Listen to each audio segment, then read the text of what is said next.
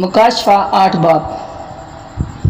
जब उसने 7वीं मोहर खोली तो आधे घंटे के करीब आसमान में खामोशी रही और मैंने उन 7 फरिश्तों को देखा जो खुदा के सामने खड़े रहते हैं और उन्हें 7 नरसिंगे दिए गए। फिर एक और फरिश्ता सोने का ऊद सोज लिए हुए आया और कुर्बान गाह के ऊपर खड़ा हुआ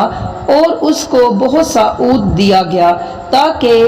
सब मुकद्दसों की दुआओं के साथ उस सुनहरी कुर्बान गाह पर चढ़ाए जो तख्त के सामने है। और उस ऊद का धुआं फरिश्ते के हाथ से मुकद्दसों की दुआओं के साथ खुदा के सामने पहुंच गया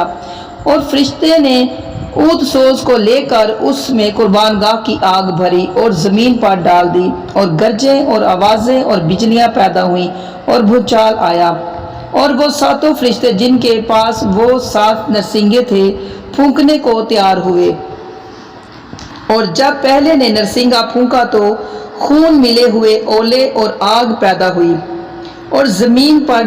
डाली गई और तहाई जमीन जल गई और तहाई दरख्त जल गए और तमाम हरी घास जल गई। और जब दूसरे फरिश्ते ने नरसिंगा फूंका तो गोया आग से जलता हुआ एक बड़ा पहाड़ समंदर में डाला गया और तहाई समंदर खून हो गया और समंदर की तहाई जानदार मखलूकात मर गई और तहाई जहाज तबाह हो गए।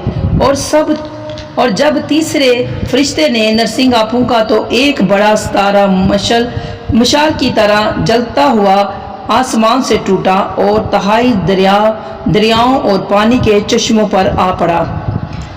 उस सितारे का नाम नागदूना कहलाता है और तहाई पानी नागदूने की तरह कड़वा हो गया और पानी के कड़वा हो जाने से बहुत से आदमी मर गए। और जब चौथे फरिश्ते ने नरसिंगा फूंका तो तहाई सूरज और तहाई चांद और तहाई सितारों पर सदमा पहुंचा, यहाँ तक कि उनका तहाई हिस्सा तारीक हो गया और तहाई दिन में रोशनी ना रही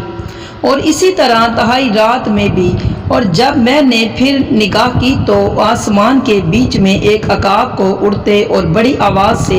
ये कहते सुना कि उन 3 फरिश्तों के नरसिंगों की आवाज़ों के सबब से जिनका फूंकना अभी बाकी है, जमीन के रहने वालों पर अफसोस अफसोस अफसोस।